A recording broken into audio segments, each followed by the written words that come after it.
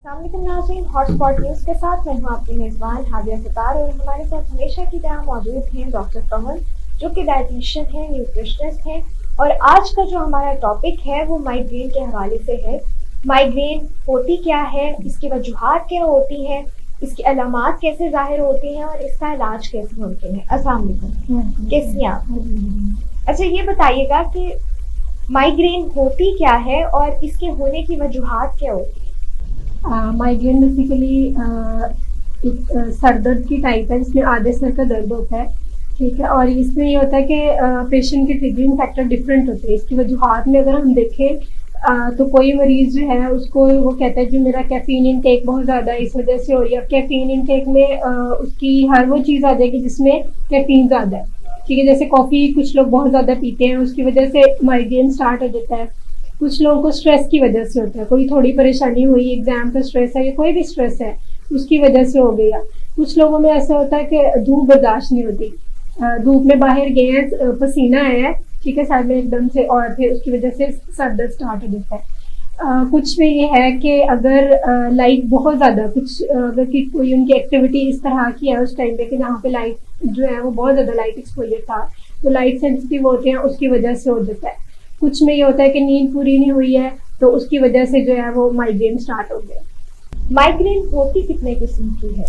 Migraine की अगर generally देखें टाइप्स तो दो तरह की होती है।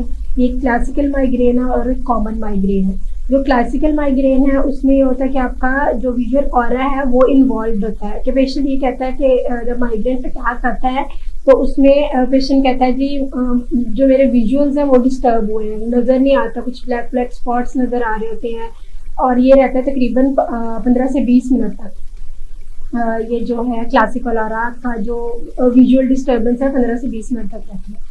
इसके अलावा जो दूसरी है वो कॉमन टाइप ऑफ माइग्रेन है, उसमें वही ट्रिगरिंग फैक्टर था जो भी मैंने पहले बताया। क्या माइग्रेन जो है ये हेरिडेटरी भी होती है? जी बिल्कुल हेरिडेटरी होती है। इसमें अगर हम रिसर्चेस की बात करें तो almost 80 to 95% according to researches 80 to 95% जो फैक्टर है जो माइग्रेन के लिए इन्वॉल्व है वो आपकी जीन्स है, कि आपके पेरेंट्स से आगे जो है वो बच्चों में ट्रांसफर होती है। क्या माइग्रेन परमानेंट ब्रेन डैमेज की भी वजह बन सकती है? अगर आप इसको ट्रीट नहीं करोगे और इसके जो है एज इट इज़ रहता रहेगा कि आपको माइग्रेन है, आपने for the being of time आपने एक मेडिसिन ली है, पेन किलर ले ली और उससे आपको रिलीफ मिल गया, तो आपने उसके बाद उसको छोड़ दिया और एक हफ्ते के बाद फिर से माइग्रेन अटैक हुआ, फिर से आपने यही किया, तो यस डेफिनेटली आपके जो है इसके अलावा ब्रेन के अलावा ही आपके स्टमक की हेल्थ को बहुत ज़्यादा डिस्टर्ब करता है कि आप पेन किलर्स बार बार ले रहे हो, तो उसकी वजह से आपका स्टमक भी डिस्टर्ब हो जाता है। माइग्रेन को डायग्नोज कैसे किया जाता है? माइग्रेन को डायग्नोज करने के लिए पेशेंट आपको बताएगा जी इस वजह से मेरा जो है सर दर्द शुरू हुआ, उसको मैंने रिलीव किया तो मुझे आराम आ गया। जैसे पेशेंट कहेगा जी बहुत ज़्यादा लाइट में मैं गया, तो उसकी वजह से मैंने उसके बाद जो है वो मेडिसिन खाई या कुछ भी किया और मैं बिल्कुल अंधेरा करके कमरे में मैं सो गया। ठीक है, तो अगर वो रिलीफ हो रहा है इट मीन्स माइग्रेन है। इसके बाद स्ट्रेस की वजह से अगर है तो वो दो तरह से हो सकता है कि टेंशन टाइप हेडेक है या माइग्रेन है। माइग्रेन का जो बहुत मेजर आप कह लो कि डायग्नोजिंग फैक्टर है वो आधा असर है, कि आपका या तो आपकी ये जो कनपट्टियों वाला साइड है ये वाली, इसमें बहुत तनाव होगा और बहुत जोर जोर से आपकी जो है ना वो पल्स फील हो रही होगी, और पीछे से आपका जो है ना वो ऑक्सीपिटल रीजन वाला एरिया जो है वो बहुत खिंचा हुआ होगा। इसका ट्रीटमेंट कैसे किया जा सकता है? ट्रीटमेंट में अगर तो आपने सिम्टोमेटिक ट्रीटमेंट लेना है कि फ़ौरन जो है पेशेंट के जी मुझे अभी अभी आराम आ गया, तो उसमें तो हम पेन किलर ही देंगे। लेकिन इसके प्रिवेंटिव फैक्टर्स और इसका प्रोफाइलेक्टिव ट्रीटमेंट के दोबारा इसका अटैक जो है, एक तो उसकी या तो आप उसकी बढ़ा दो कि ड्यूरेशन बढ़ जाए तो देर बाद हो, और दूसरा ये कि आहिस्ता आहिस्ता इसको ख़त्म किया जा सके। तो उसमें हमने ऐसी डाइट्स जिसकी वजह से माइग्रेन हो रहा है उसको अवॉइड करना है। इसके अलावा जो डाइट इसके लिए इफेक्टिव है वो देनी है। जो अवॉइड करने वाली चीज़ें हैं उसमें मैंने ट्रिगरिंग फैक्टर में बताया कि कैफीन जो है वो बहुत ज़्यादा इसमें रोल प्ले करती है माइग्रेन में।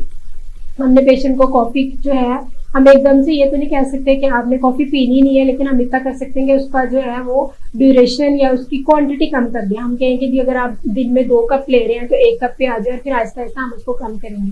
कैफीन जिन जिन चीज़ों में है वो चीज़ें मना करेंगे। चॉकलेट जो है वो बहुत सारे लोगों में चॉकलेट ट्रिगरिंग फैक्टर होता है, तो वो मना करेंगे। इसके अलावा जो सिट्रस फ्रूट्स होते हैं उसको अगर हम एज चीज़ लेते हैं तो वो ट्रिगर करते हैं।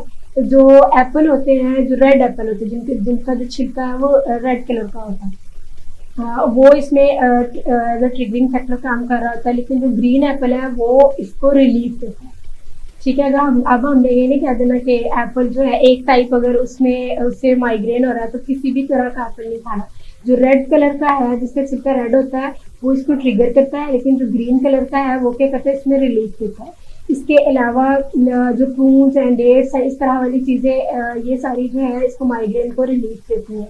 ग्रीन लीफी वेजिटेबल्स रिलीफ देती हैं। एंटीऑक्सीडेंट्स जितनी भी चीज़ों में होंगे वो सारी की सारी रिलीफ देंगी, यानी कि विटामिन सी वाली चीज़ें, विटामिन ई वाली चीज़ें और विटामिन ए वाली चीज़ें। इसके अलावा ग्रीन लीफी वेजिटेबल्स के अलावा बनाना जो है वो बहुत इफेक्टिव है माइग्रेन के पेशेंट्स के लिए।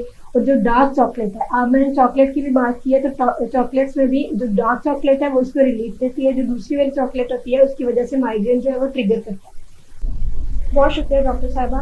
तो जी नाज़रीन, आज का जो हमारा टॉपिक था वो माइग्रेन के हवाले से था। माइग्रेन होती क्या है, इसकी वजूहात क्या होती हैं और इसकी अलामात कैसे ज़ाहिर होती हैं और इसका इलाज कैसे मुमकिन है।